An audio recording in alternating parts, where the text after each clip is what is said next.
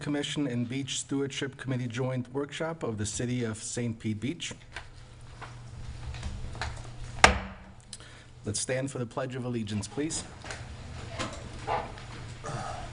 I pledge allegiance to the flag of the United States of America and to the republic for which it stands, one nation, under God, indivisible, with liberty and justice for all. City Clerk, if you'll please do the roll call. Vice Mayor Grill.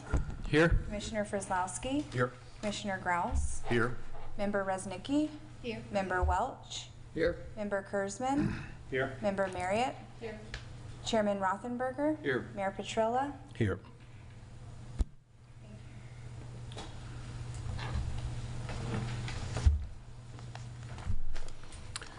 All right.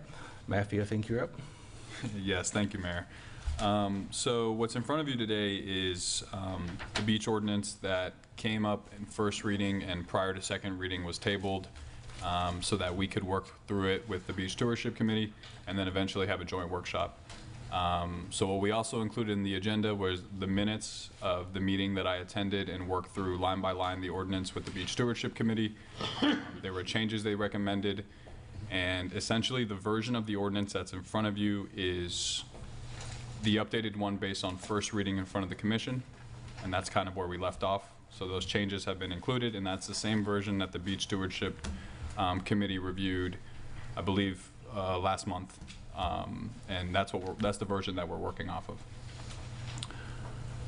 So it's really up to the commission and the beach stewardship on whether or not we want to go line by line again. The reason that we included the meeting minutes was because staff in our office have determined that there are a few issues that continue to come up.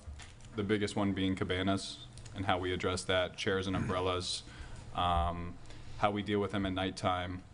And then besides that, there are just listed out recommended changes that we can go section by section on based on the beach stewardship, just so that we can either come to a consensus or staff can get direction on how to bring a updated version in front of the City Commission at a future meeting, hopefully July. So with that understanding, I would think we should go, to answer your question, section by section, maybe not line by line, but subject by subject. okay. And just starting at the top, obviously we don't want to go through all the crossouts because we do have a tighter schedule than we may have had in previous meetings. But just conceptually, so where are we on this subject? I mean, I don't know if we need to go through definitions or penalties, or maybe we do, but you know, it seems to start on page 23 of 34 in the packet that we got.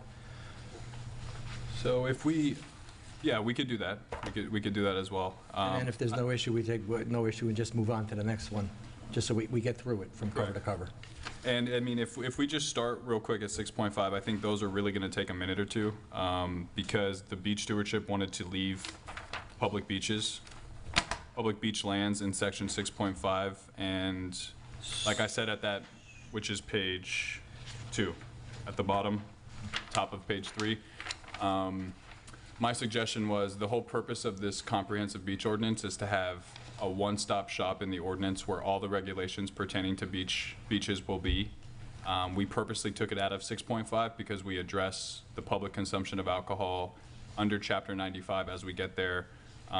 So with the understanding that we're going to leave it as is, then we can move on, and I can just reference the few definitions that the Beach Stewardship Committee suggested we add. Okay, but you mentioned page 2, I think we're on a different page. Bottom of the ordinance itself. Yeah, of the ordinance itself. My apologies. It's actually page, if you're looking at the agenda packet, it's the bottom of page 9, top of page 10. Okay. Thank you. Could I interject to explain that? Because I think it would lead into the next thing that I think would be helpful to explain too. See, the thinking is that section 6, and this explains what I would comment on next. Section 6 is our alcohol ordinance. It's our alcohol section. And the alcohol, when you think about our ordinances, we have section 1, which is our general ordinances about everything general about all of ordinances. Then we have a section on section 6, which is about alcohol. And we have section 14 that is about animals. And we have another section, we have other sections that are about places, like parks and recreation. And now we're going to have a section about beaches. And what I've seen, and I have to comment that there's new things that I discovered in reviewing for this meeting that I'm seeing us removing from parks and recreation that I thought would still be in Parks and Recreation about Parks and Recreation, and then things that are in Parks and Recreation that I don't understand why we're not copying and putting into beaches. So if we could go through in the order of the pages in this ordinance, it may help, because in section 6, as you just started, alcohol, if anyone was just looking to say, hey, I'm interested in where I can drink alcohol in the city, I'm going to go in the alcohol section of ordinances, and I'm going to see that St. Pete Beach had crossed out that now they could drink in the beach, they might get confused. It will never be crossed out because it will be a new ordinance, and the new ordinance doesn't have cross-outs. Well, they could look in the changes area. Why would they look at the changes? You said they'd be going to look to see about alcohol. They'd look up alcohol. There would be no cross-outs in it. If they wanted to look at legislative history or pull up previous statutes or previous ordinances to try and get some sense of why they were changed, because something going forward needs a historic perspective, I can see that. But when you have a new ordinance, can you imagine anything being stricken through in a new ordinance? No, I mean, the purpose of what's in front of you today is everything that's stricken is already in our code that's going to be removed. But staying with that, so if you're looking at the alcohol ordinance. If I may just finish real quick, anything that's underlined is being added. Right, so that's the way these works. And then in front of you at the commission, there will be a clean version of what the ordinance itself will look like, so that when the city clerk transmits it to Unicode, they can just copy and paste the clean version of the ordinance into our new code section. But again, if we have a section in our ordinances called Parks and Recreation, and we have a section in our ordinances called beaches, why would the alcohol section list that you can't drink in the city parks, but not list that you can't drink at the beaches? So I think that's just a very simple question. Do we leave public beach lands in 6-5? I mean, that resolves the issue.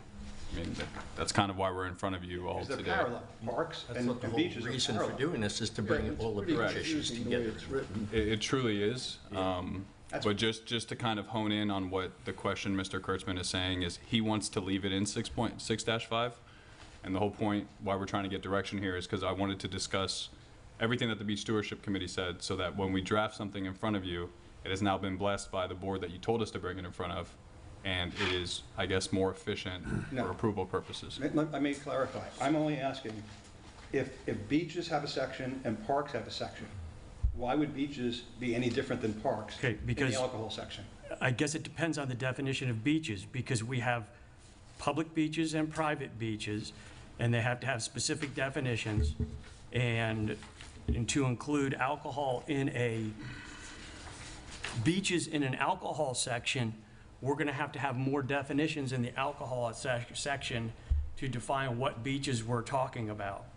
Why don't we just say there's no drinking on public property in St. Pete Beach? If that's the case, You can't walk around drinking. I mean, in well, you can. most places. You actually can. Yeah. In certain areas, you can walk around drinking. Like they closed the 8th Avenue for a street party. That's and a special exception. But you just said you can't do it. You actually can do it. So we add all these exceptions. So we just put special exception. You can't drink in public except at special And I don't know, occasions. during the Quarry Market, do they drink on the street? No. There is a section for special permits for alcoholic beverages, but I think it might lead to a bigger question. And so the beach alcohol ordinance was something that was put in August of 2017. And so maybe something that we need to look at is so historically our cities had, it's been a dry beach and a dry town altogether. And as we're looking at the health and safety concern of our residents and our guests, as we're looking at the environmental concerns, with the skimmers, with the sea turtles, and we're already looking at making restrictions on the beach. For example, we're looking at restricting riding bicycles. We've already restricted e-bikes. We're looking at restricting fishing on the beach. No. We've had, I'm saying we've had these discussions. Okay. We've had these discussions have been had, right? And so I'm simply saying maybe we should have further discussions, especially as we're looking at increases in fatalities on and off the beach. We've had an increase of 30% in emergency services calls in the last 5 years. And just last March, over this March, we've had a 50% increase in emergency calls. Now, we've had the same number of personnel for emergency services for this entire time. And so, especially as we're looking at potentially doubling the number of people on the beach, as we're looking at adding more people, maybe we need to be more proactive about how we ensure the health and safety of both our residents and our guests on the beach. So maybe we should be proactively looking at what can we do to make sure that that happens. And one of the things I think that would contribute to a lot of the accidents that we have, a lot of the health and safety danger that we have, is the consumption of alcohol. Historically, we've had a dry beach, like I said, up until about 5 or 6 years ago when that ordinance was passed. And maybe one of the things that we should look at is rescinding this ordinance for the purposes of increasing health and safety, especially as we're potentially looking at increasing the number of people on the beaches going forward. Do you have any proposed language that you've drafted? I think the proposed language, this is something we put back to the city attorney, and maybe just needs to be something as simple as we rescind ordinance, whatever the name of the ordinance was. We've had this for months. Wait a minute. Well, I haven't been part of the discussion for the last months. Yeah. We have. I think I think the proposition is to go back to when no alcohol consumption was allowed on the beach at all, regardless of cabanas or not. I think that's. Am I stating that correctly? There are plenty of ways that we can do that legally.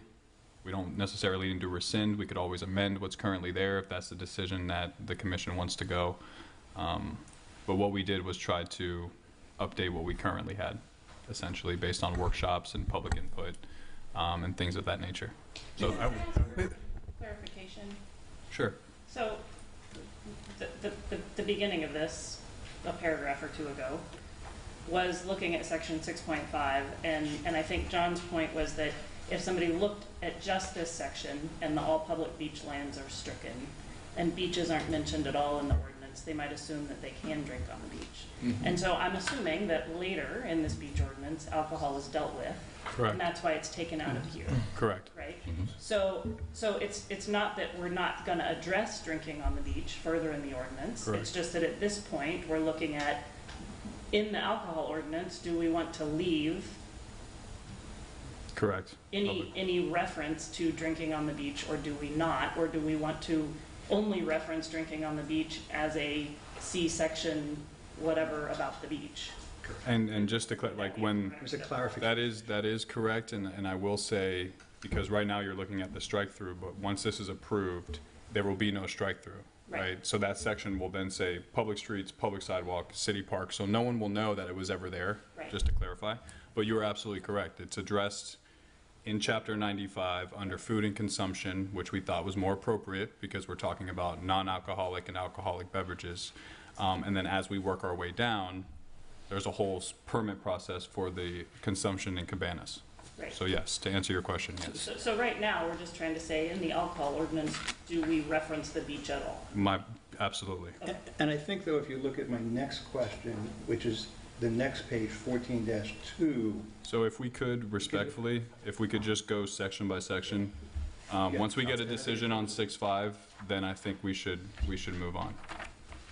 I mean, I think, Mr. Mayor, the whole discussion on allowing alcohol or not on the beach is much bigger. We're not going to finish that tonight, because I think there's a lot of studies. If, and with a big if, we want to say no alcohol anywhere on the beach, we need to go back and take a look at the economic impacts that it has to the businesses, what it does to us as a city and our ability to attract as a destination, attract visitors. When we can go revisit some of the assumptions or conclusions that were made in 17 and why that was changed. Because you're correct, there for many years, there was a very strong feeling of no alcohol on the beach.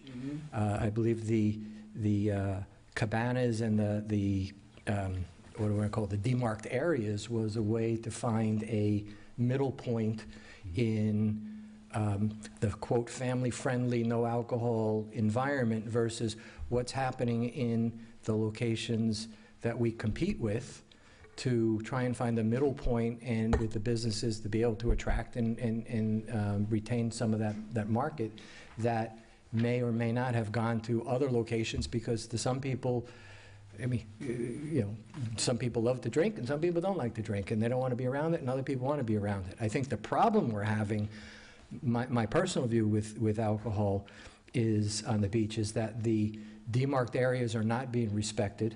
We've got free and open drinking everywhere, I would say everywhere, in many areas that are not demarked or allowed for alcohol, and as a result of that, it's diminished the enjoyment of the beach for some of for residents, visitors alike. I mean, I get it. I did get comments from time to time from people about Upham Beach in my district. Why is everybody walking around on Upham Beach with alcohol, open alcohol containers? So is it enforcement? Is it, you know, I call the knee-jerk, it's easy to say no and say no on a lot of things. Or can we find the happy medium that allows us to be a destination that people want to come to? I mean, we'll have a similar discussion on smoking as we get to smoking. Just St. Pete Beach has a reputation as being a family place. Fort Lauderdale has a reputation of not being a family place. Most of the people who come here, I feel, are coming here because of what we are, not because they think they can get away with having a big party on the beach. So it's a different crowd. I don't think it would hurt us one tiny bit to outlaw. You can't walk down the streets of any, I mean, maybe Key West, but most places in the civilized world, you don't walk around with a drink in your hand. And the beach is a public place, and there's no place for alcohol, heavy alcohol consumption. People who have to walk around with a cup coming from the Don, walking down to Paso Royal, who cares? Nobody's going to say anything about that. But well, to me, either you have alcohol on the beach or you don't. I thought we were going to go through this. Yeah, we're still on that point. We're on the point talking about alcohol in that section.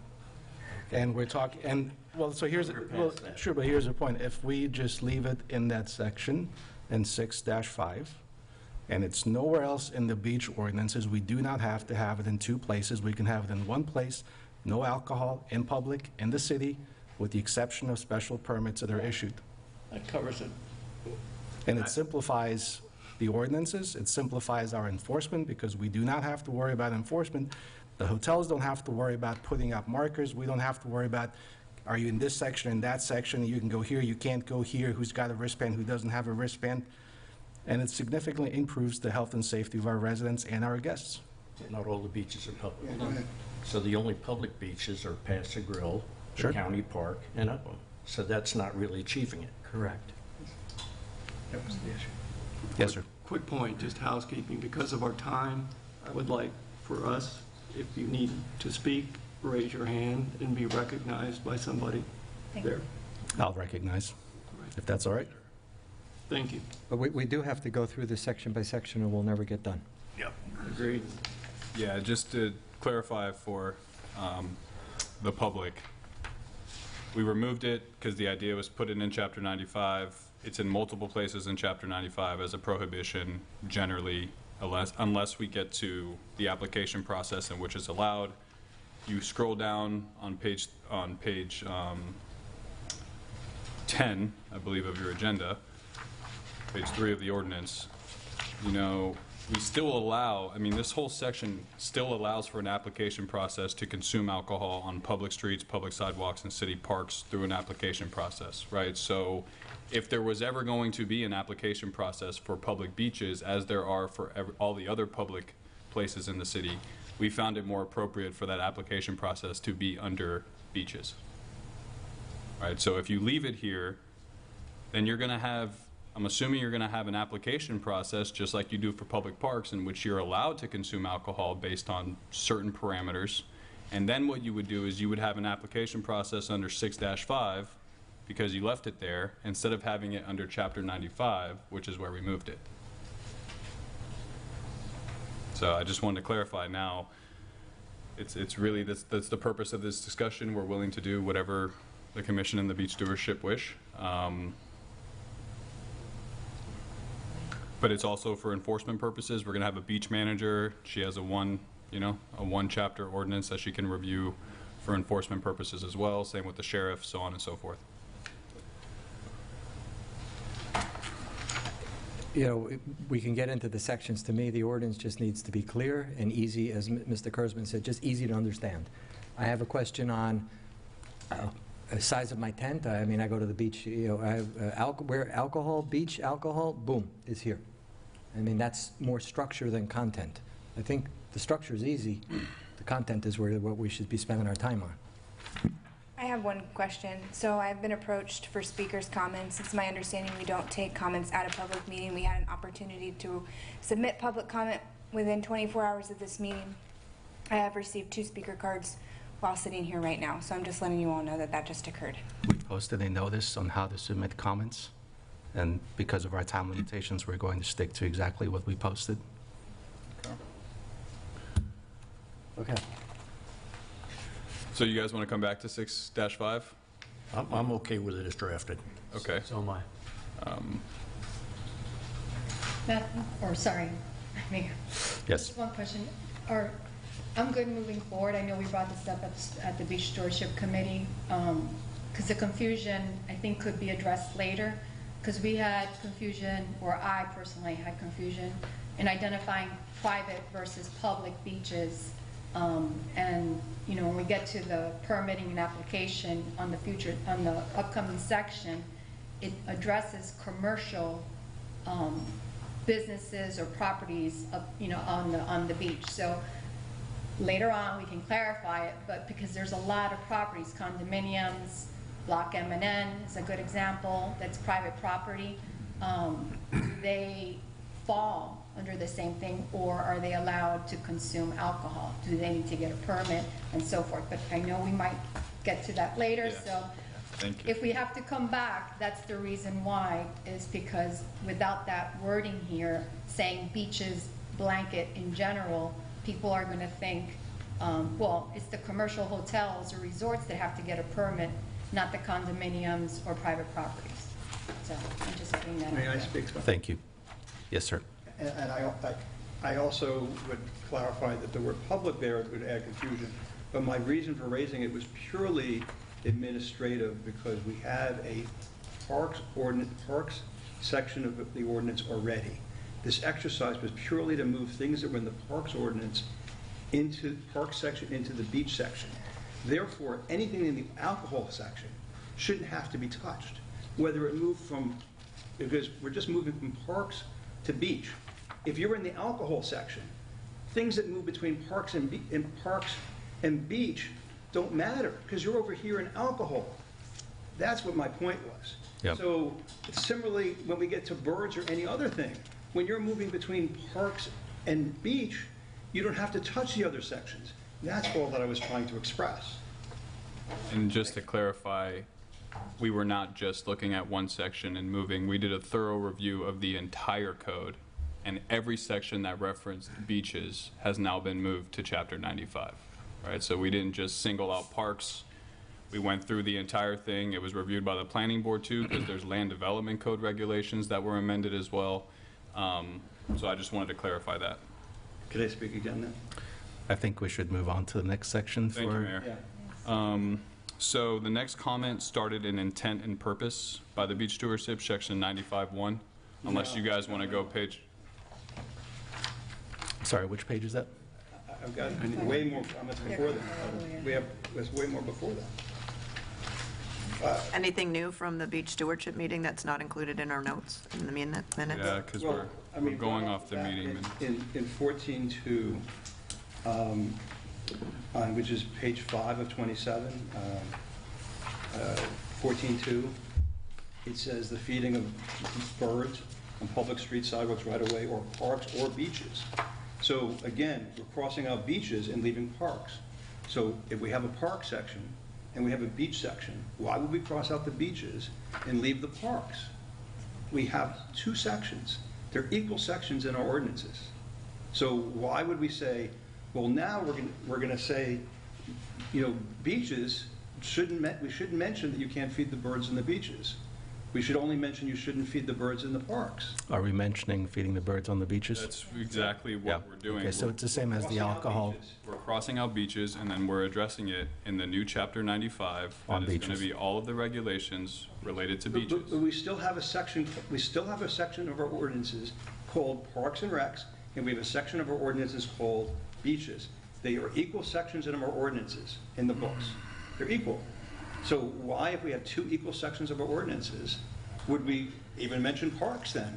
Because parks and beaches are two equal sections of our ordinances. So why would we even leave parks then either? Do you want to raise, Nikki? I think that maybe you're getting two sections confused. I would prefer to keep moving forward to go to the beach section because there are different sections. There's land development sections, there's there's park sections, there's all types of sections, but when anybody wants to reference the beach, I think is what we're trying to put everything in one spot. We kind of did this already in our committee meeting, is that everything was moved over to the beach section. I'm just saying, I have my notes too on things that aren't on the next one, like for example, glass and plastic straws. It doesn't say it for everybody. It only comes out in the permitting for alcohol on the commercial property. So, again, I do believe it's no littering, period, whether it's plastic straws or whatever it may be.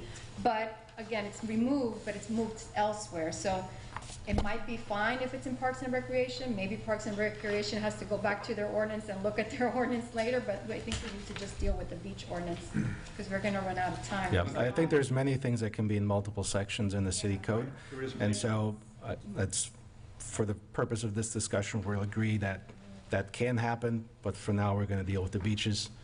Next section, please. And the point is to not have conflicting sections in their code. Right. And just to clarify, I'm not familiar with a Parks and Rec section in our code. This is under Chapter 14, which is animals. It has nothing to do with parks that we're removing. Again, moving it under Chapter 95 for ease of enforcement and a one-stop shop to find all regulations pertaining to what you can and can't do on the beach. We're just striking the word beach from the animal section of the ordinance, right? Yep. Next section, please. Thank you. So, as we scroll down, do you guys prefer to go off the agenda page number or the... Yes, please. Agenda page number, please. So I'm scrolling through 13 and 14. Do you want to jump to 95 or did you want... No, page by page, please. Okay. So we are on page 15. And under section 58. Why are we allowing sleeping on the beach? We're not. I mean, this is not gonna be an efficient meeting if we keep having interruptions. Respectfully, Mr. Kurtzman, your chair advised to raise your hand and be called on when you have something to say. So you're skipping over sections. We spent 4 hours at the beach stewardship meeting. We went through a lot of these things. We put them in a meeting minute. We have an hour and a half left. They're not representing what we concluded. We're going to allow the assistant city attorney to go page by page, section by section, and then at the end of each section, if we have questions, we can address them. He's skipping over the sections. We're on page 15. So I am skipping over everything that's been stricken through. Yep. Okay, just to clarify, which is why I'm on now page 15 of the agenda, where you see some underlines under section 58, sunrise and sunset. 13. Okay. Now, that's important to keep in Parks and Recreation because our parks are closed at sunset and they are open at sunrise, correct, Jennifer? Correct. So we thought it was important to keep definitions there because there are enforcement provisions on how often you can be at the park and when you can get there. So seeing no issues there. I'm sorry, I know just on those definitions, isn't there something simpler we can refer to, like NOAA, or somebody says, what is sunrise and sunset? I mean, I understand it's technically correct, but... Yeah, we tried. We can work on them if you'd like them to make. I was just trying to be No, it's precise. as good as possible, as opposed to But I also want the layman to be able to when you look at see it the and say... sun, when you don't see the sun, you know? Yeah, okay, peace. And we had to account for... know what it is, but We had to account for time changes as well, because obviously sunset's Okay. different. Is there an official, there's official reportings of when sunset is and when sunrise is, right? Every day. Right. So there's an official reporting.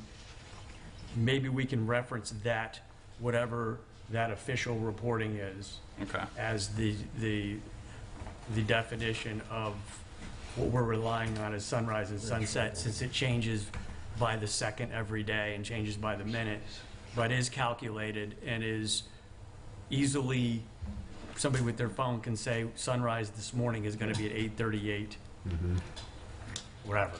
I mean, yeah, let's not spend too much time on this, because... That national All right. or international services that we all rely on, like we rely on a U.S. Geological Survey for geology, so there's something I'm sure that we can rely on. Yeah, we can take a look at that, try to make it more understandable next section, please. and enforceable, correct? So at the bottom of page 15, once again, because we were moving things from certain sections, there were some things that we had to make sure were still included in certain sections, so that is why that is staying in chapter 58.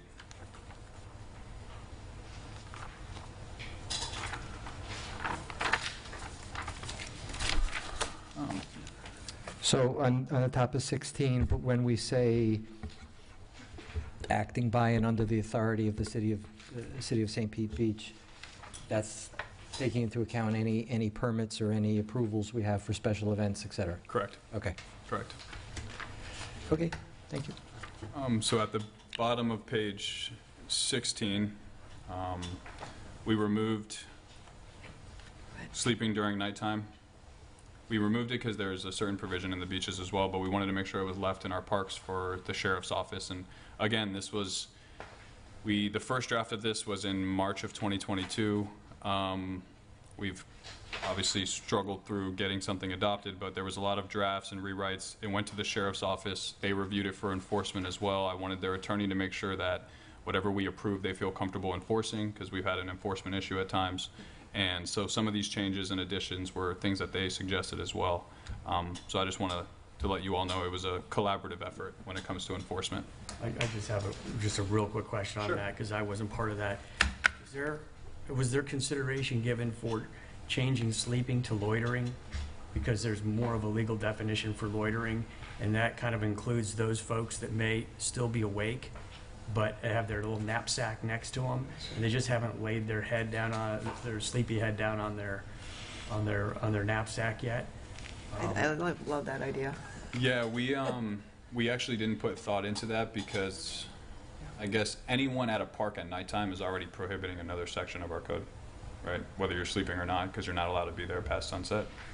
How about the beach? And it's kind of hard during the day to say that someone's loitering at a public park. How about the beach? Well, this is all Again. nighttime, but this is all nighttime. Correct. Yeah. So it's like you already can't be at, right? You already can't be at beaches and parks at nighttime anyways. So that means you definitely can't sleep at them. But during the day, are you really loitering if you're at a public place during the? You're not. Exactly. Which is why I hadn't thought about it, but I don't know if it's. All right. I don't want to comment. I have a question on the section. So number, I get 1 through 5. Number 6 doesn't seem to be an ordinance item. It seems to be a motherhood statement and a justification of why we're doing 1 through 5. But then on the next page, we have a B and a C.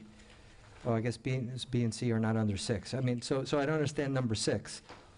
It's not an ordinance item. It's justifying what we're doing. Is it really necessary? Well, there is heavy statutory regulations about what you can do to homeless people. So it was something that I thought was appropriate to include. Some of this language was actually carried over from previous sections as well, so we have no problem removing that. No, if you think it's necessary, it just seemed to be superfluous, but I more think it necessary being in a whereas clause of the ordinance as opposed to the section itself. Does it make it more defensible on it when its enforcement is challenged? Because we have a language in there saying it's the purpose. That's why I think that's in there. Yeah, we didn't see any harm in including it, but there's also no necessity to. Yeah, just real quick for the record, Andrew Dickman, City Attorney. That is under the intent section. So usually like under purpose and intent, you try to clarify why you have that ordinance there. So those are, I think that goes to the issue of the intent of when you're trying to define that. thank you. Correct, so all of those are really, they're not regulations as much as they are ideas. Sold. Member Kurtzman. May I please speak on this? I've said this at the last session. I have several points on this. First off, if you look carefully, this is A, which is the intent section. You then turn the page to actually what we prohibit. Although on A, we intend to prohibit people from sleeping on the public beaches, let's look at what we actually prohibit. What we prohibit is sleeping in the parks. We don't actually prohibit sleeping on the beach. And that was my comment at the last meeting. I'm asking why we choose to intend to prohibit people from sleeping on the beaches. But when we get around to actually talking about what we actually prohibit, we only prohibit sleeping in the parks. And then also, what I find very difficult to understand, and I've negotiated with 20% of the Fortune 50 and Fortune 100. We do a lot of redlining. What makes this very difficult to understand entirely is that because everything is crossed out and moved, if you actually go and look a couple page forwards at another section, there's another 9470. 9470 does actually prohibit sleeping on the beaches, and then actually even goes into details about how you can't sleep on lots M and N. And I'm wondering, did you deliberately want to start allowing people to sleep on lots M and N at night? Because that's what you took out of the old ordinance when you moved it to this new ordinance. And so this is the kind of stuff that's lost because of all this shuffling of the redlining, where everything is just bulk crossed out and moved into other new sections. Thank you. Is there a reason why it's not under prohibitions in B? Because Member Kurtzman does have a point. In 6 above, it says no sleeping on public beaches, but then in section B, it doesn't mention the beaches. It says public property, though. Yeah. Yeah, we can include beaches. Okay, sold. Okay. Next section, please. Referred to in this section. Oh, moving fast. I just had one quick thing on the prohibition. It says it's unlawful to sleep at the following places between sunrise and sunset of the following day. So isn't that like this morning at sunrise and tomorrow at sunset? And are we calling that 48-hour period nighttime? No, the intent is the day. It should say, the intent is the day. Yes. Outside of sunrise. So if you think about it, from sunrise to sunset, you're allowed to be there. Yeah. From sunset to the following day sunrise, you're not allowed to be there. Right. But it's the verbiage is backwards, is what you're saying, right? It should. Between sunset and sunrise of the following day referred to in this section as the nighttime hours, right? I think we just got those 2 words backwards. Thank you. Awesome. Small item, but this is... One moment. Oh, sorry. Member Isnicki's next. Go ahead. On the definitions, just 2 things when we go forward, and maybe Matthew, maybe you could answer this, because we did talk about this at the beach stewardship. For consumption on premises, on the definition, The last sentence, the use of the term premise shall now be construed to include land located seaward of the rear property line when the upland property is not owned to the mean high water line. Because again, I'm thinking of ahead, because in the future for permitting purposes. First of all, it's very confusing for a lot of people to know what's private and public. And one request was to have a map to be able to know what's private and what's public. But if I'm reading this, and again, thinking of M&N, for example, or a condominium that owns to the mean high water line, does that mean you can drink consumption all the way up to the mean high water line because we own to the mean high water line? I think we addressed that when we get to that section. I think we're still... It's missing, but it's in the definition, so just remember that, because I had written that, and I still see it there, so to me it would mean I don't have to go to a permitting process because Right. it's my private, Remind us when we get land. Okay. Yeah, when But we just get to because that. I wasn't sure we're all agreeing with all the definitions, just like the public beach definition. We're not at We're that not at the section. definitions yet. That's much further. Sorry. Nope. No, we're still on, I think we're done with 5831. Yes. No. Mr. Kurtzman? Why is it 5831? I thought we needed to put all our beach ordinances in section 95. Why don't we have this in section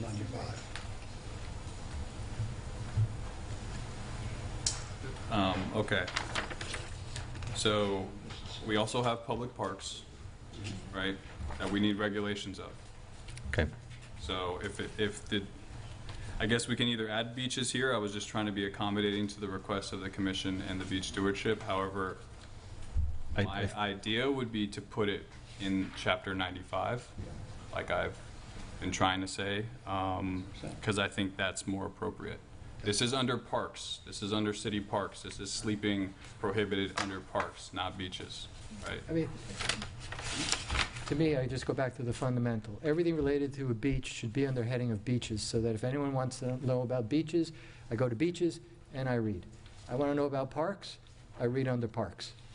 And then there's no confusion, and if it's repetitive, it needs to be repetitive, so be it. It takes up a couple more megabytes online, so what? That way it's very clear. There's no, I read the beaches, but I didn't read the parks. I mean, I was supposed to read the parks to know about the beach. Just everything with, and if it's repetitive, As long as it's consistent?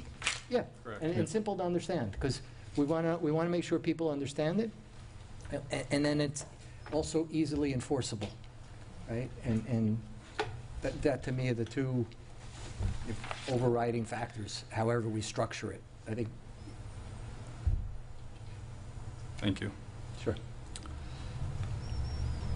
Next section. If I may, thank you, Mayor. Everything else is after that section is a strike through.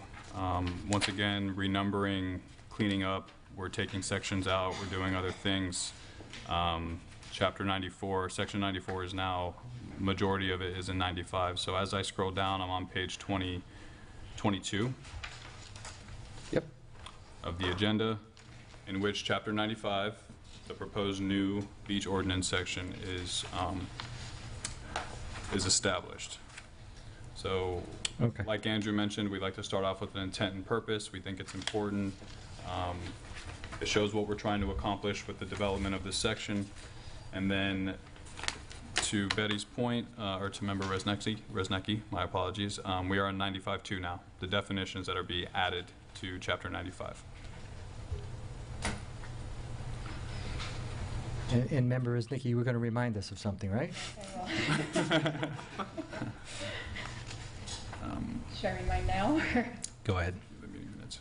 I mean, there was two things that was brought up, or that I had brought up at the Beach Stewardship Committee. One was that last sentence for consumption on premises, use of the term premise. So my question was, so if it's owned, are they allowed? Because some do own to the mean high water line. The other one was the definition of public beach, I think it said. I just dropped my paper.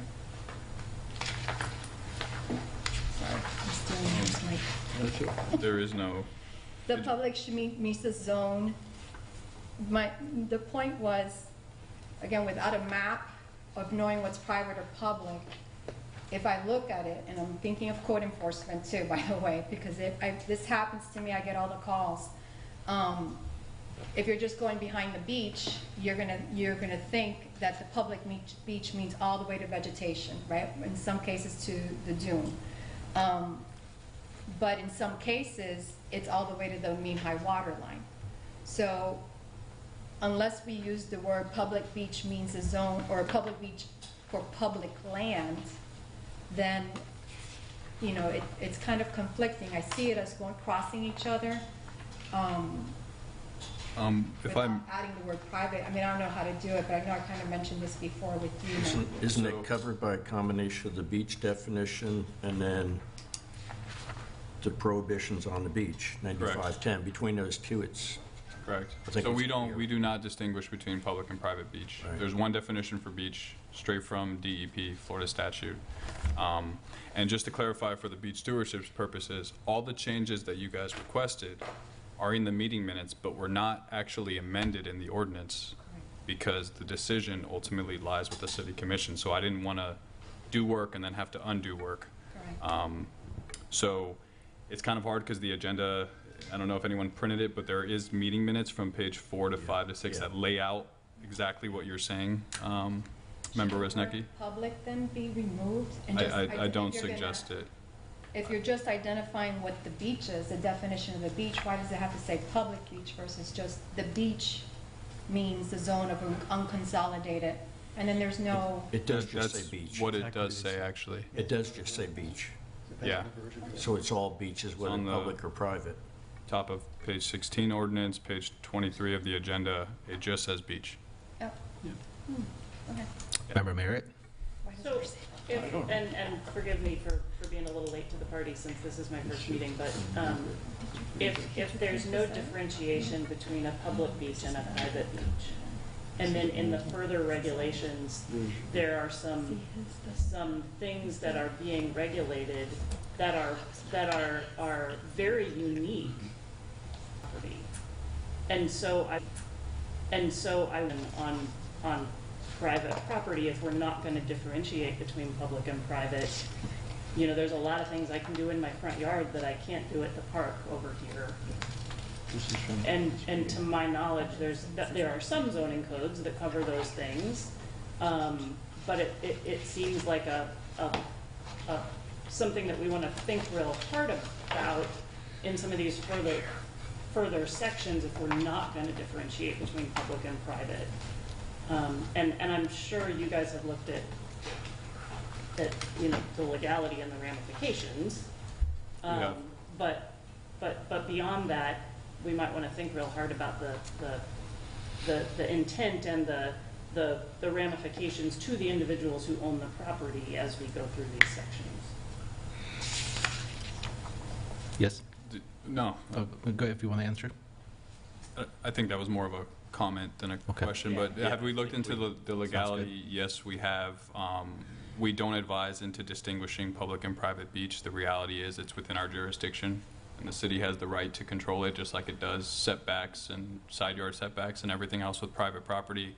And then in addition to that, what we were thinking, Andrew and I, is because of the whole customary use process that came out from the state, right, that requires this whole judicial process to determine customary use. If we start delineating private and public beach and keeping people off of private beach, we may in turn unintentionally disrupt our ability to claim customary use at a future date, because now we're actually delineating the line where when the public can walk, and I did not want to unintentionally do that. Member Kurtzman? Yeah, and along those same lines, looking at these definitions, I mean, I think it's great that we have a definition for the beach. Obviously, you need to have a definition of the word beach, and we have a definition for the word cabana. But a word we use a lot that we don't have to find here is cabana service. Because cabana service is when we get into our cabana service offerings, which, you know, hotels apply for, where they serve alcohol and have a cabana service, and a cordoned off area and wristbands and the like. And And, you know, and that's in what they would call private land, but I think what we need to do is define and not use the word private land, but we have sometimes what we might want to refer to as publicly owned land. Sometimes we might have privately deeded land. You don't necessarily refer to as public land. And then I happened to look, for instance, at a deed of one of the Cabana service areas, and even in their deed, the deed will often say things like they might have a deed with exceptions for the Florida Power and Light, cable TV, sovereign lands of the state of Florida, artificial lands that the United States of America own. And then this is an interesting one, rights of any of the use of the public to use public beach or recreation area of any of the land lying between the body of water of the natural line of vegetation to the extreme high water line, all the way to the apparent boundary line separating the publicly used area from the upland private area. And these are some of the typical hotels that hone all the way to the mean high water line, where we traditionally might give them a cabana service area. So I think that we have to just recognize, as we're looking at these ordinances, 9522 and these other sections, that when we say that we're going to allow access and we define a cabana service, that we might be saying we need to define a cabana service area, that it might be on a deeded land, but not refer to it as private land, and not do it in a way that we're saying that we're restricting the public from accessing it. We just might say people don't leave with your drinking cup, but not say that nobody can go in there without a drinking cup, so I think that we need to add a definition in here, not just of cabana, but of cabana service, is my comment. That we need one more definition of cabana service area. Because I think it's confusing that we refer to cabanas and don't refer to cabana service areas, because that's what hotels apply for, cabana service areas. What are they getting? So I think we ought to define that at some point. I think the cabana service, when you're talking about selling out, I mean, if you look at the definition of cabana in front of you, the last sentence, cabana should not be used for retail sales, bar service, food preparation, storage, or overnight sleeping, because if they are used for those things, there is a permit process in 9522 that you would have to go through in order to accomplish that. So to be overly clear, then, is Mr. Kurzman's suggestion, is it we should be overly clear and say maybe something, this only is in effect in the deeded approved cabana service area or something to that effect? What he's suggesting is adding under cabana a definition of cabana service that if I drafted today, I would just say see section 9522. But is that called a cabana service area? What do you call that? I mean, because it's confusing. At the end of cabana, you say you can't have it for alcohol, or you can't have it should not be used for retail sales. But by the way, we're having all the hotels apply to have a cabana service. Yeah, there's something to the effect this is only applicable in an approved cabana service area. See section 123.56. Seems confusing. Just to be overly clear. Yeah. Okay. Next section, please.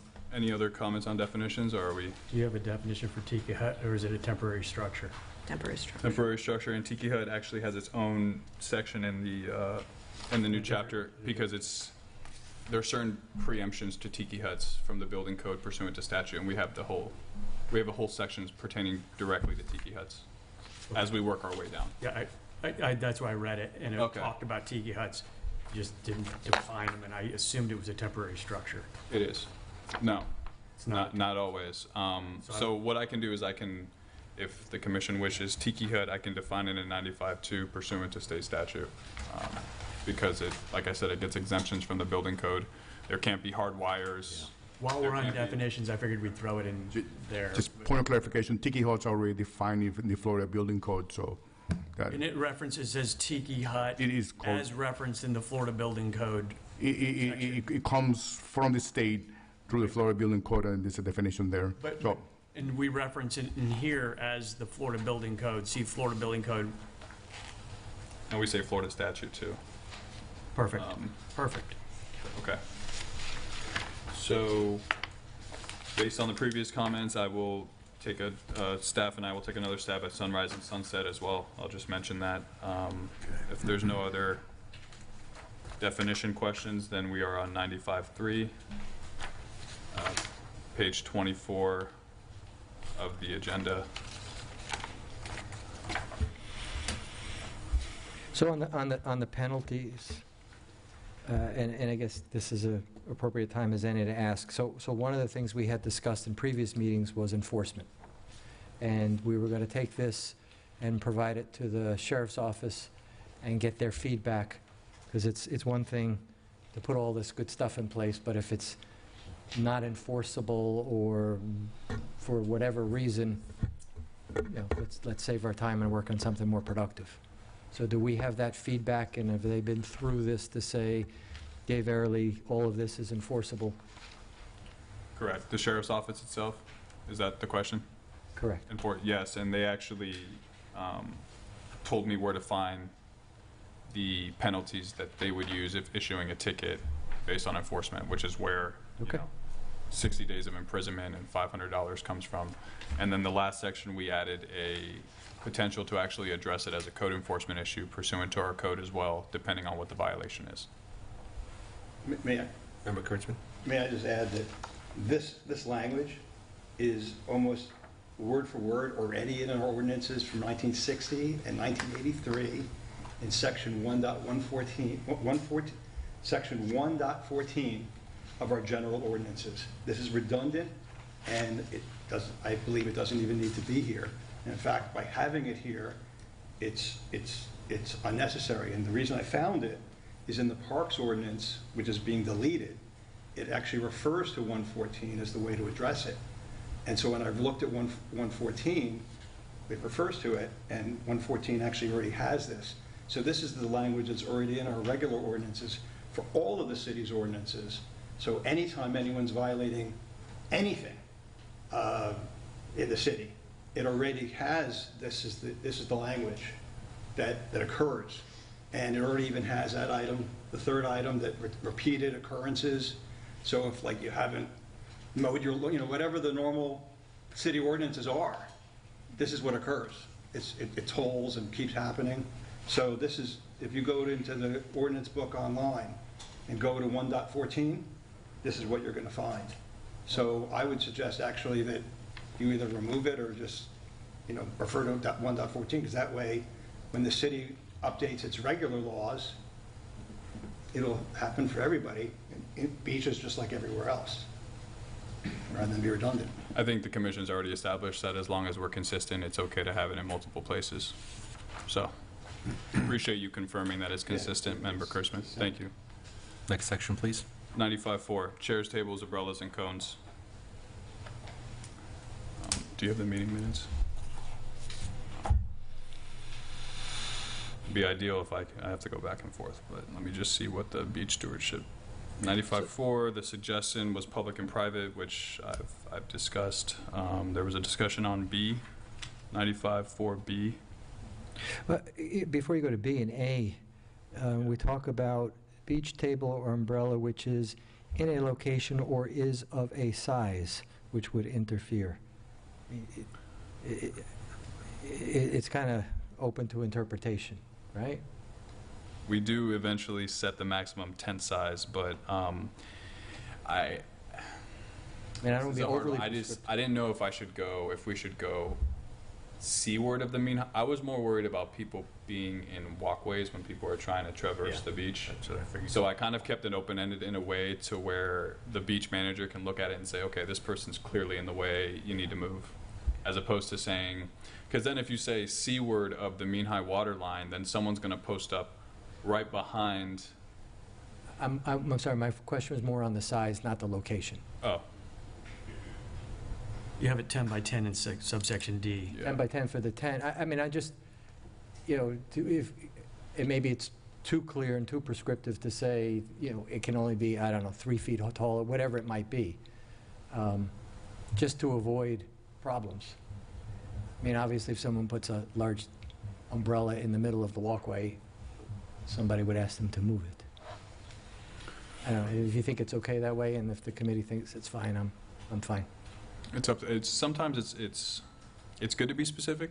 I mean, I'm an attorney, so yes, we are specific, but sometimes it almost puts you in a corner if you're too specific, because if we develop the parameters of an umbrella, then someone can just buy a smaller one, even if we still believe it's too big, right, or vice versa.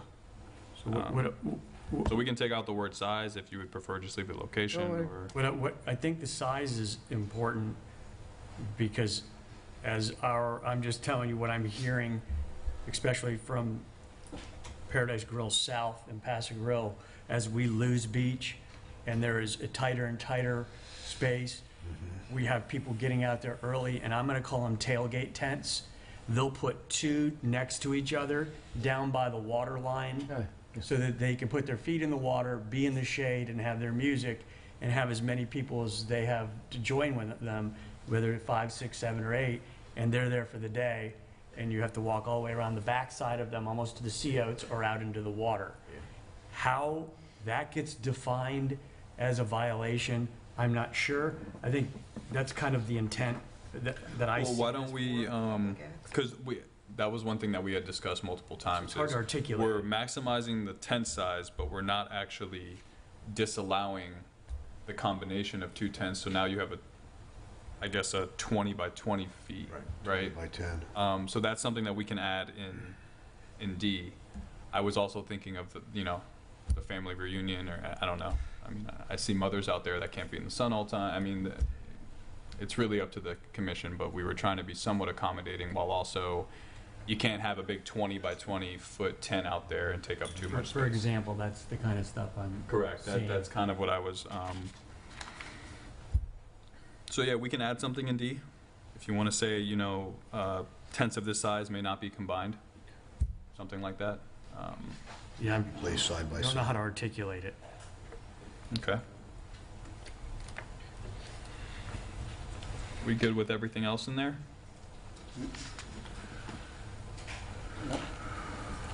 Member Isnicki? Just one question for C. Yes. The term franchise, is there a legal definition of what a franchise is? Is it no different than a commercial? I'm just thinking as a civilian, I think of franchises like, McDonald's franchises. So We can say business. I mean, the idea was to make sure that whatever you're doing, you have asked the city for permission to do, so that we can set parameters on where these things should go, right? I just didn't know if there was something, if franchises means something else compared to a business. I like the word business. But What is the definition of franchise? Yeah, in the code there is none. So it's a joint venture between a franchisor and a franchisee. Yeah. So Member Kurtzman? Maybe just business would be clear. I'll start with the easy ones. Okay. One would be like, instead of franchise, because I think if a hotel is not using a franchise, does this apply to them? I think we already established how We got that we'll be one. using business. The other one was, instead of cones, I think what we're really trying to say there is, I think, some sort of zone markers. We're trying to say that we don't want people setting up zones, or are we? Are we trying to say we don't want, hotels or other people to say, putting out markers and saying don't enter? Is that what we're trying to accomplish in that element? When we say cones? No, we just don't want a bunch of orange cones on the beach. It's just about cones? Correct. So poles are okay? So what? Poles are okay? They can put up Designated poles? markers needed. It depends on the pole. Those are already defined as a temporary structure. So- Volleyball. So maybe the answer, can we use something a little more generic than cones? What are you after here? Are you after markers? Literally cones. We are after legitimately what you think of traffic cones, like Right. cones. But I think Member Kurzman is saying, what if somebody, hammers in a pole? Or That's a ha- temporary structure that we or- can already remove. Yeah. So, and what about those little A-frame signs? Can you put up the A-frame signs? We're going to address sign regulations down the road. Well, all right, what about A-frame signs that don't have anything written on them? A-frames? Legally, I don't really want to touch signs. Because, this had signs at the last meeting that we reviewed at the stewardship meeting, and you said that, 'cause I thought something was be here, but in this version, signs was removed, and I think you said that you were going to go, that the city staff and you were going to review it. So I don't know what that meant. Can we say cones or similar markers? We can say that. Is it about markers? Member Welch. Oh. And then my biggest item on this is A and B of 95-4 were what was 94-68. So A and B were 94-68, except when we look at the redlining, the word public has been removed. So 94-68 used to say that the equipment needed to be removed from public beaches between sunset and sunrise, only from public beaches. Private beaches did not have to remove their equipment at night. There was no ordinance that said that. And we had a lot of feedback at the beach stewardship meeting, at the public comments after our meeting. So we all had our discussion. And at the end of the meeting, when the public got to talk, multiple people came up and their comments were, we're very upset. We don't want to have to bring our equipment in. We can't do that. And we had a lot of feedback. They didn't have enough staff. They also didn't have enough time. They felt that they couldn't bring their equipment out quick enough. They couldn't wait. We already know that a lot of times they have the equipment bundled in with the room, or they have it with the resort fee. So they didn't have a mechanism where they're not going to say, hey, we're not going to put the chair out until it's bought, because it's already bought. They're not going to wait until the family comes down. All the families come down in the morning. They said they couldn't quickly just go bring out the chairs for everybody, hammer in the umbrellas. They have heavy equipment. Some of the hotels, they bought equipment that was heavy. And I went back and I had listened to the workshop early on that was done, by the council of the time. And when the earlier workshop was done, there was an understanding or a belief that there had been an ordinance on the books that just wasn't enforced, that the private hotels had to bring in their chairs at night, that it just wasn't enforced. I think, though, that wasn't really the case. It was something that when during turtle season, if a nest was found, they had to bring it in. But not in general did they have to bring it in. And so the hotels really aren't set up for that. And when you look at what goes on at the hotels, and you look at our beaches at Sunset, you have a lot of people at the beaches. They're all taking pictures. Do you really want to have the tractors going? And when you look at the actual chairs that are there, the lightweight chairs have to be hammered in with rebar. I mean, I've looked. There's rebar in there holding the lightweight chairs down. That would be, you can't leave that at night. You're going to have tripping hazards. And you have heavyweight chairs. They said they need huge teams of people to try to bring those chairs in at night. So I don't think we have a practical solution to actually do 95-4B. So it's actually 95-7 is where we address. Well, no, right. 95-4B says it should be unlawful for any person causing any chair, bench, table, or umbrella equipment upon the beaches to allow such movement on the beach between sunrise and sunset and sunrise. I'm just reading what I see here. It says it can't be here. I mean, you might have other exceptions somewhere else, but I'm just reading here, and it's saying it all has to be removed. So looking at it point blank here, I'm just saying that given this, that we ought to reconsider that there. But if you want to discuss it later as well, go ahead. Well, it should be consistent between this section and any future section. So Member Kurzman, we had a discussion. You said that the ordinance actually says it needs to be removed only during turtle season. That was the case. That was the only place that I could find anything that would apply to private property owners that would have required them to bring in their things at night. Back when the commission or the workshop, that's the only thing I could think of that could be construed to make someone think that a non-public beach ever had to bring in their equipment at night. But I've asked the attorneys if they could find anything to have led people to believe that the non-public beaches ever had that requirement upon them. And the reason I thought that was significant was because at the time, the city staff had offered a choice. They had said, hey, what we could do is we could offer to figure out ways that the hotels could have an area of the beach and give them like a certain quota of the number of chairs they could have and set aside and say, hey, instead of making you bring in all the chairs every night, And this is not just for cabana service, I think. It's just like, don't bring in all your chairs every night. So what do we do with the sprawling cabanas that we have? Because you have the ever-growing sprawling cabanas that do not get put up at night. They're there all the time. Right. Half of them are empty. Exactly. So Right, so this addresses that, and I've stayed at many properties where look, maybe you start at 7 a.m. instead of 8 a.m. Maybe you start at, I've been in many properties where at 5 o'clock cabanas are done. In fact, several on the beach already have that, where cabana service stops at 5 o'clock regardless of when sunset time is, and that gives everyone plenty of time to address the issues as removing or not But I removing. think we're already getting in trouble because of that definition of the word cabana service. Cabana service is about that alcohol thing. What I'm referring to is I'm just saying, this is the section about chairs, tables, umbrellas, and cones. And what I'm saying is, we need a section here, not about bringing them in at night. What we probably need is just some regular language about how many chairs you can bring out as a business. Maybe it's not that you bring them in at night, but it's how many chairs can a business bring out and when? But it's not, we need to establish some sort of criteria about how many chairs they should bring out and when. But it's not take them all in at night. We've got to come up with a formula. This is for families. This section. It doesn't say that. It says person. But is this, what is the intent? I mean, again, The intent is for people to pick up and leave with the stuff that they brought. on the public beach or the private? On all beaches.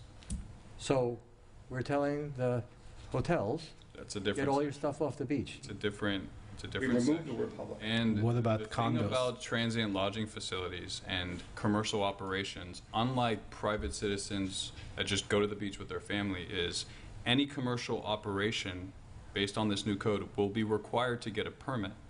And what a permit means is now the city can request diagrams and site plans and approve things prior to this business being allowed to operate on the beach. We cannot do that with private citizens who decide to go there with their family, right? So that permit process will actually allow for us to control the spacing, the number of chairs, and what they can put on the beach itself when it comes to their commercial operation. This is for guys like me who go to the beach. Yep. And I say, I live 100 yards from the beach, and I watch sunset, and I decide to leave my chair and umbrella to stake my claim for tomorrow morning, and I come, because I'm gonna come rolling out at 9 o'clock, and I don't feel like bringing my stuff in, so I'm just gonna leave it out. Can't do it. Except 95-4C specifically is about the franchise that will be setting these up. So this All it section says is that it about requires the a business that's going to be applying to the city for the permit.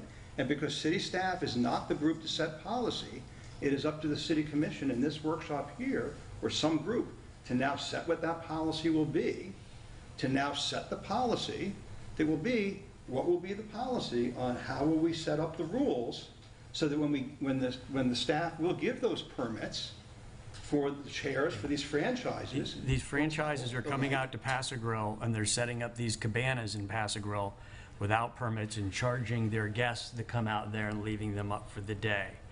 That's an issue I think that this addresses. Those are those franchises that are not the established hotels. And I think, tell me, Matthew, if that's not the... Yes. No, that's precisely the intent. And the problem with developing policy right now is you don't have any regulations on this. Right? I mean, you have some, but that's the whole purpose of this, is to adopt a new ordinance, develop policies, hire a beach manager, and start enforcing things that for a long time we've let happen. Commercial enterprises, picnics being delivered, tents being delivered, yoga classes happening, all for free on the city beach with no permit and no regulation, taking up space that should be utilized for private citizens. So the understanding is, the way that this is written, for any of those activities, it would be the normal permitting process. It would come before the city commission, with recommendations from staff, or how? No, that would be a CUP, which would be a little bit different. This would just be a standard permitting process that Jennifer's, like, say if someone applies for a wedding, they have to have a permit. It'd be something similar to that. But it would require a site plan. We always require things like that. And we would be able to, at least for enforcement purposes, we could go out there and say, you know what? On your site plan, you were only allowed 20 chairs and you have 25 out here, you got to remove 3. Why can't we turn it into a conditional use permit so we get to see it? Is it just too voluminous of applications, or what? I think that's a lot, that's a hard ask. Okay. I think that'd be too much. There are now these, well, there are, I'm They've seeing been there. more and more where a business, you may not have chairs and an umbrella, or you don't want to set it up, and you're just doing it for your family. You're doing it for 4 or 5 people, and they come out. And I think the intent is just make sure they're authorized to do it, they have insurance. So it's relatively simple to go through. Like, what if you're There's I many see more, what you're saying. there are many Running a more of yoga those that are class. just these little pop-ups. You know, if you're running a yoga class or something, to come in for a CUP, it would just kind I of get, I a see little what you're saying. burdensome. It's not that we have to have an exception. I mean, the CUP is almost like the exception, but we need to have the rule. So the question is, what is the rule? You have a property where you're going to be doing this, and the question is, how many are you allowed to put? The discussion that I saw when I watched the workshop was, So you couldn't respectfully, be within if 7. I may, Mayor, Yes. what happened in the past, from where I'm standing for it, not that it doesn't matter, but all of the decision is in front of you right now. We can change things, we can manipulate things. So what our code said prior, what it says now, what was said at a workshop 2 years ago, respectfully, I don't think really is relevant to this conversation because the decision hasn't been made yet. I was only suggesting that it was a good idea, and there's some good information that I was trying to keep them. City Manager? Yeah, Mr. Mayor. I think John is 100% right in this aspect. What we're trying to address is that some of these things in small quantities are good and manageable. Okay, nobody really is going to object one yoga class being done on the beach, but we will object to 50 yoga classes going on the beach throughout. People might not mind 1 or 2 or 3 of these little pink umbrellas that spread out throughout the beach, but we don't want hundreds of them, right? So I think the ordinance gives you the ability to say, yes, we want to have a process to regulate this.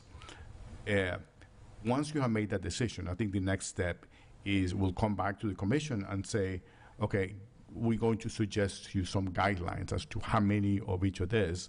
And without having to do a CUP process, you will say to us, okay, you can approve up to X number of this type and X number of that type. And then we'll have basically guidelines from the commission on the process to say, administratively, we can approve X number. Because but the first step is to say regulate them, which we don't have right now. Yeah. Member Nikki?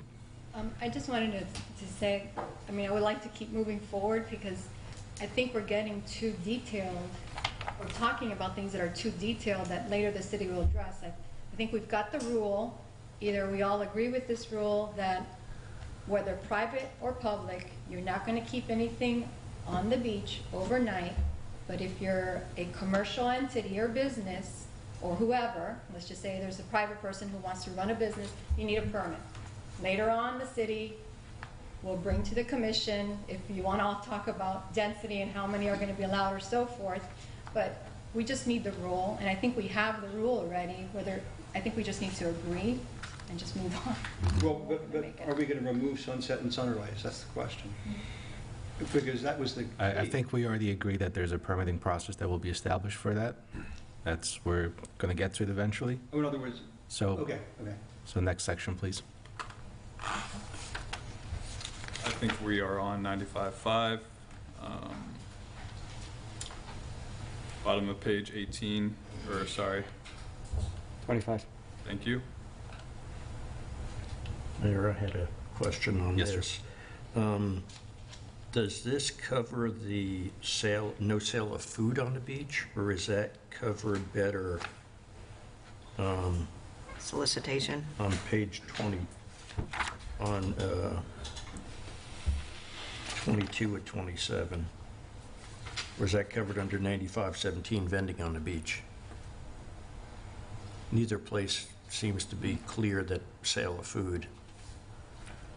So picnics this was a hard one to work through because we didn't want to prevent anyone from, to answer your question, I think it's probably more appropriate, or it can be clarified. It can be clarified. either vending or prohibitions on the beach, just to clearly say what we're trying to say here.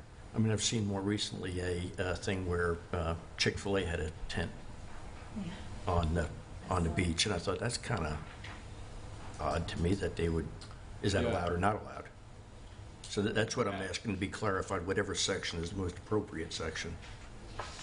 Without a permit, no, because it's a commercial operation. Generally, it's a commercial operation that would require a permit. I saw the same video. So Chick-fil-A would require a permit with the ordinance? To operate a business on the beach, absolutely. But they were serving food for money. They did it through the BTR of the hotel that they were at. Once So again, the we're- regulations you service of that currently hotel. have are different than what are being proposed. Okay, I was just asking, where is that clarified in here? Well, legally, I would just clarify them as a commercial enterprise, and as we go down to, Would it be under 95.7? no. It would not. I mean, 95.17, I meant. Okay, sorry. I was Sorry about that.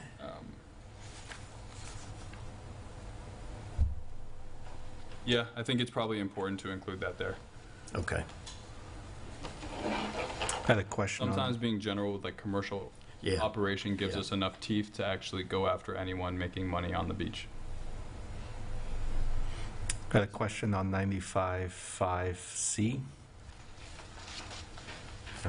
So we have here saying city commissioner, city manager, then only city manager, then city commission and/or city manager, whereas in all the previous sections, for example, 95.4, it says without approval from the city. Is there a reason why we're switching here to city commission and city manager, just the city manager, and then back to city commission and the city manager?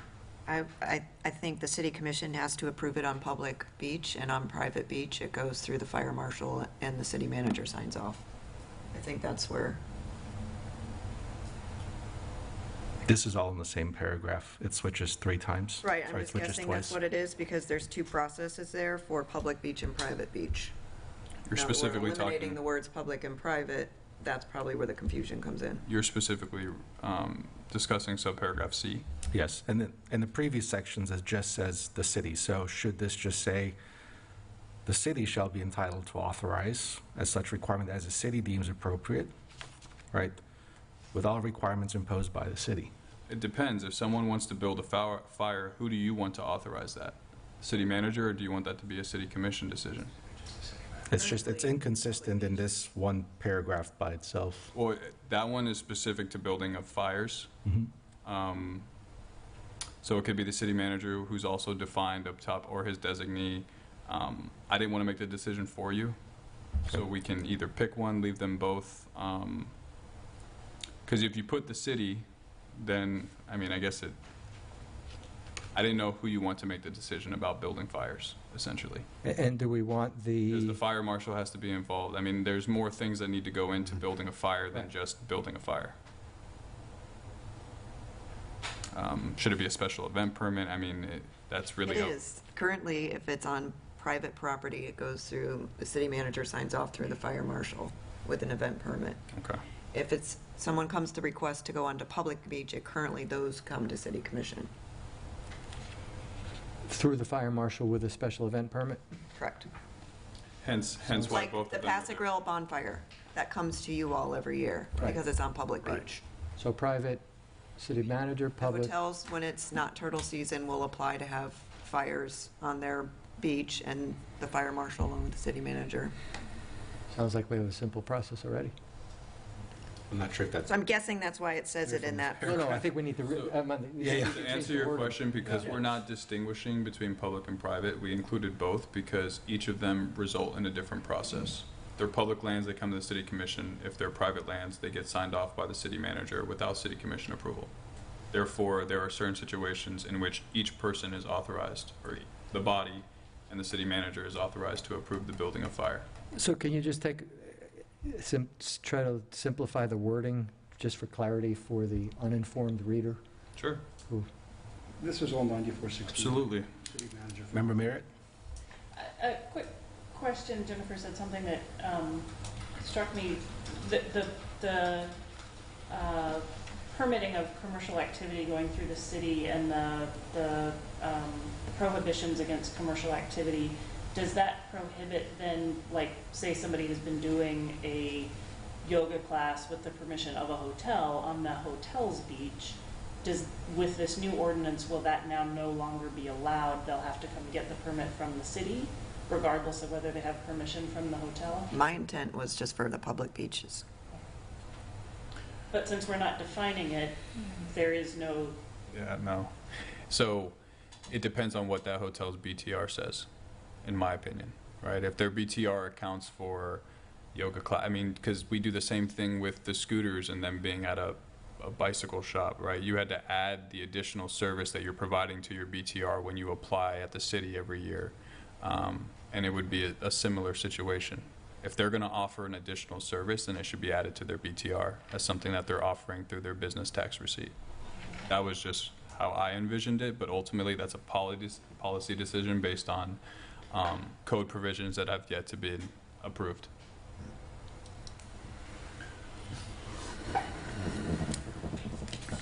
If we don't do it that way, what's the other alternative? If we don't do it that... If we don't require them to do it through their modify their BTR to include the yoga class, what? Well, then if this ordinance got adopted the way it is, that's a commercial enterprise and they have no permit, therefore they'd be in violation of the code.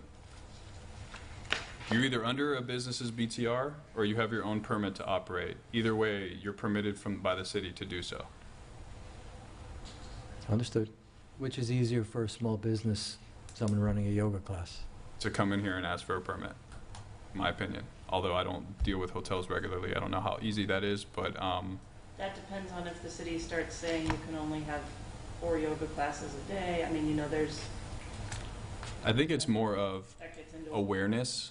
I think the permit, from my point of view, based on conversations I've had with staff, is just so that we are aware of things that are going on the beach, as opposed to, and making sure that we have insurance, and depending on what you are actually doing, that we are covered. Because I can guarantee you, if someone hurts themselves at a yoga class, we are the first ones that are going to get sued, no doubt. But that's what we did at the public parks. We required for people to run a class, they need to get a permit. Correct. Same thing for the public beach. The private beach,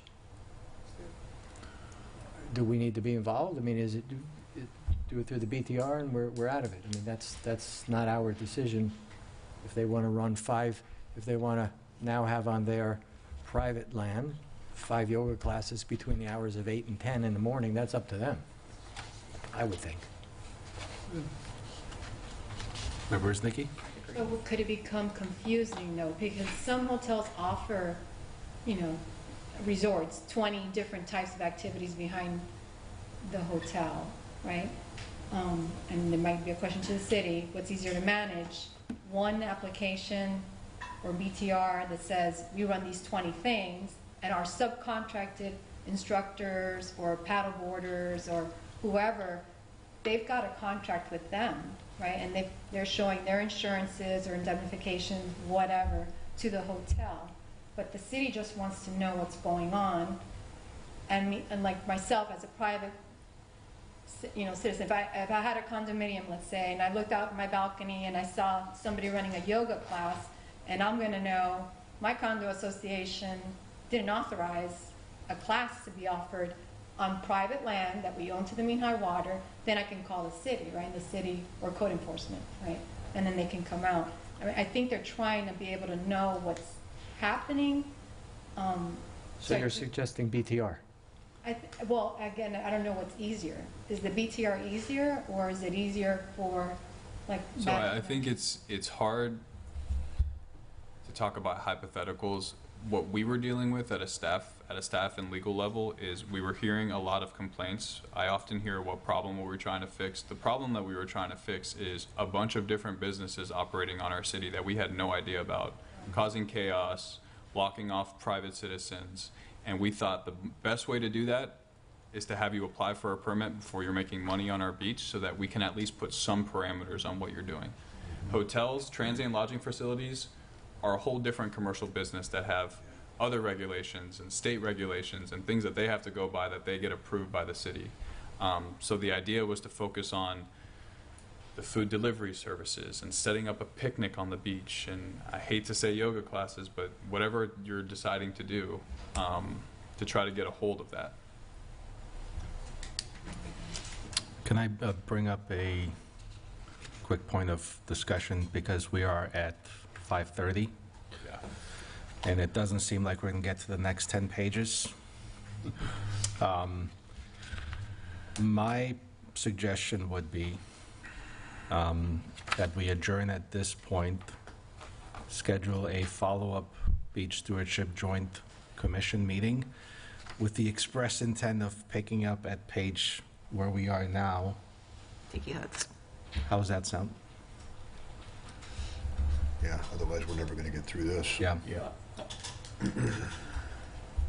I'm for using as much time as we possibly can, because everyone's here, we have a lot of people. I'm not saying we bump it up to 6 o'clock, but there's like a couple of vehicles on the beach. Mhm. There's a couple, if we can just tackle one more, that I think is of interest to everybody.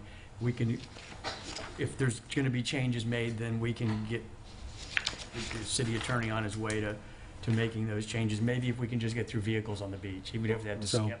shall we call it 5:45? That would be fine with me. Okay. I think we should be able to. Would you say, So, Jennifer? We're at Tiki Huts at 9:56. One moment. You wanna Member do that Kurtzman, first, quickly. Roger? Well, I mean, I think that's something that's a hub of discussion is even, besides vehicles, is even what you're going to do about permits versus bringing things out, because as you even get to Is this temporary on, structures. is this on 95.5? Well, no. because even when you move Further ahead to down. 95.7 and Okay, so other well, sections. let's deal with it when we get to What I'm- 95.5. So we're, No, but as far as trying to save things for this discussion I can versus. guarantee you that discussion is going to take an hour. okay. As far as, what I'm just trying to say is, before we figure out how to split things, if we can put a pin in whether we're going to try to bring things in at night or take a permanent approach. We're not there yet. That mean that we're going to get to that section when we get to that section with the, I mean, I can see it already. It's there, 95.7. Yeah. And multiple other sections. So, So you're saying we'll just defer that till the next? Well, no, when Okay. we get to that section, we'll deal with it in that section. Right now, we're at 95.6 Tiki Huts. Yes. Okay. And I did have the same question there as well, and as in the previous section, where if the first line it says issued by the city manager, whereas everywhere else it says issued by the city. The city manager or designee, which could be the building official in this, because we defined city manager to be or his designee. Yeah. Again, and just going back to the section on cones, regardless of type, are prohibited at all times without prior approval from the city. Same language, unless permit has been issued by the city manager. Not a problem. I'm asking the question, why the change in language, and should it be consistent? It absolutely should be consistent, and I'll just pick city manager. Or his designee, because when I say city, I'm thinking building department, right? But city manager or designee could be building official, parks and rec, it could be all sorts of things. So I think it covers the full administration and anyone who's authorized to issue permits. Sounds good. I have a question on Tiki Huts. At the last meeting, I asked, why in Tiki Huts did we add the restriction, you may not use the Tiki Hut for the sale or distribution of alcohol? And I was told that it was to not cause more Tiki Huts on the beach. I think that was the answer I got. However, then I compared it to 9471, which is in our packet, which is the old ordinance. And the old ordinance didn't mention alcohol at all, but the old ordinance had a restriction, and it was that the only reason you could have a Tiki Hut was because you wanted to have a commercial water sport business as provided by the land development regulation. So, in fact, what we're now doing, as I read it, is you're expanding the use. So it used to be you could have a Tiki Hut only for water sports. Now you can have it for anything but alcohol. So my question to you at the city commission is, why did you want that? Why did you want to go from only water sports to now anything but alcohol? Because my understanding from the last, at least the explanation I got, was because you didn't want as many, but now looks like I think you're going to have more. Essentially, you can't really, as long as tiki huts are built pursuant to statute, right, they are exempt. What we didn't want was a bunch of private property owners putting tiki huts in the back of their house and opening bars. I mean, that's really the intent of that. We didn't want people selling alcohol from tiki huts because the statute already prevents you from having electricity and other things for it to be classified by definition as a tiki hut. So it seemed redundant to include that, right? Power, water, those are things that would unexempt you from the building code if you added them to your tiki hut. So once again, we were just doubling down to clarify, we don't want tiki huts being built and then distribution of alcohol. That's why it's there. So you can't have it. You can't have the ordinance that we had. Can't stay. I think he's saying he's doubling down. On the sale. Yep. And respectfully, Chapter 94 was drafted in 1983, where there was probably no statute on tiki huts that prevents building inspectors from doing certain things. So it was a time for an update, which is why we're updating it. Why? Yeah, my point exactly. Do we have? All right, section 95.7, please. Temporary structures. So I've already added, based on our conversation under C, just to clarify, all temporary structures on the beaches for commercial operations. I just, somehow that got left out of the version I printed. And I think it kind of better flows this section a little bit more with that language included. So B is saying you can't put it out until it's rented. So it's rented and occupied. That was language that we discussed, if you remember, Commissioner Grow, at the first reading of this. We kind of went back and forth a little bit. I would like for that to be clarified as cabanas and/or chairs. So I think the intent is not just cabanas, but... Okay. But did we not get a lot of feedback from our business community saying that doesn't work for us? Well, that's why we did C. Okay. Sorry, I spoke ahead. So you're talking about putting out chairs is the communications you got from the business community that doesn't work. Is that what you meant? Yeah. Well, all due respect, but I've been plenty of beaches where if you want to rent it, you come up and they grab 2 chairs and an umbrella and they zip down and put it in.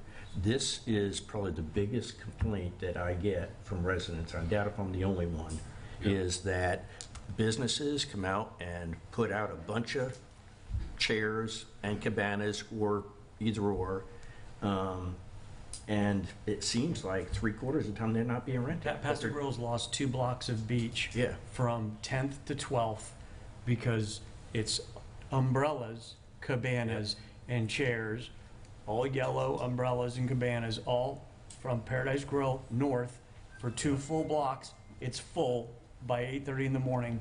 It's all not full of people. It's all set up, so no one can use that part of the beach. So that's a major.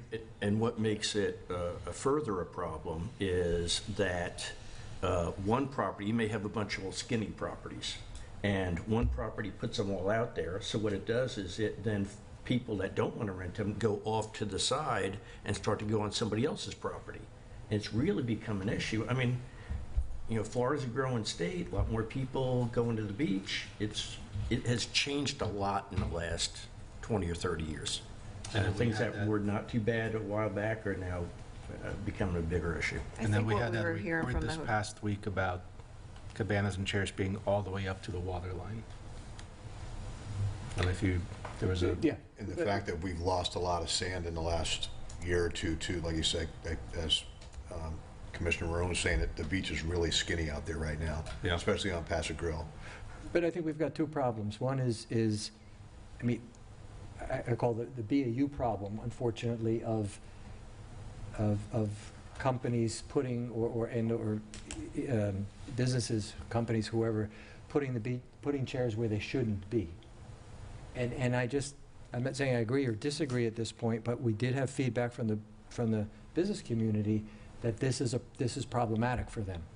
And I understand, all the points, and I agree, and I get the same concerns, and you go out to the beach, and it's like there's nobody there, but it's full of chairs, and as, hopefully we'll have renourishment soon, but as the beach gets skinnier, yes, it gets more problematic.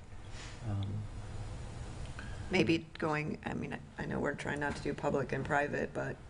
We're not. Yeah. So they had an issue with putting them out once people rented them? Well, That was their issue? If you pay a resort fee, it comes with it, so technically, if you have 100 rooms booked, you could have 100 out there. So how do we enforce that? How do we Well, and enforce that's why that, the whether or not occupied it was word, rented I or think not? that's why the occupied word was added.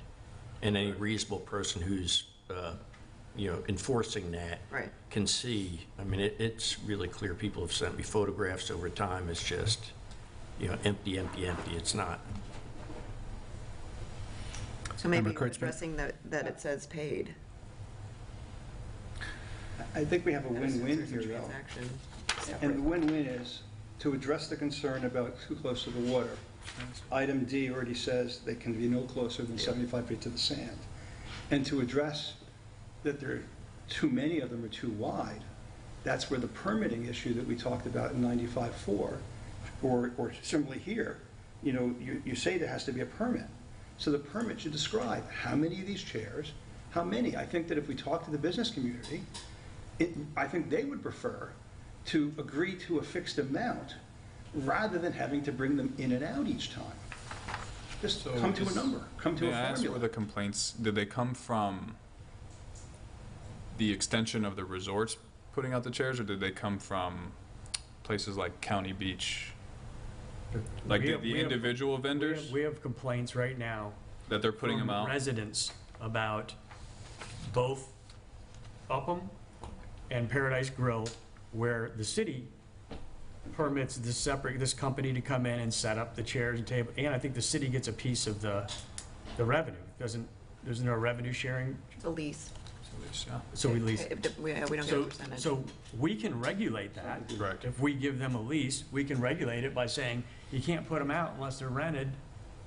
And Yeah, I was at least in more, that part. I was more curious where the comments were coming from, if they were for the cabana company, chair company, or if it's an extension of the resort, because then what we could do is we may be able to tie in different regulations for the transient lodging facilities, for the resorts themselves, when it comes to chairs, and then any other commercial umbrella chair, Yeah, the complaints that I'm hearing are from residents who want to go out on the beach, who see a whole area of empty chairs sitting there, and then they're going over. Now, some people are just general residents. Some are particularly the ones that own riparian rights. And, they generally don't mind people using their beach, except when it gets to a point where, they're flooded in front of their place, and they see that what's happening.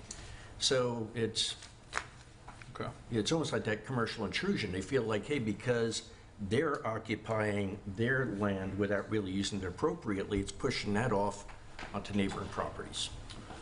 So it's I a will say, multiple different ones. and I appreciate you clarifying, but so the public understands, that is why we're trying to adopt something with more teeth, to be able to enforce things that we've heard are issues. Yeah. Right? Yep. So I just want to clarify why this whole thing is being drafted, is so that we can start. Right. Most people that I've talked to really like this language, and their biggest question is, what's taking so long to get this thing approved? I'm serious. That's the biggest thing. They're like, you guys have been talking about this for a year now. It's like, We're almost there.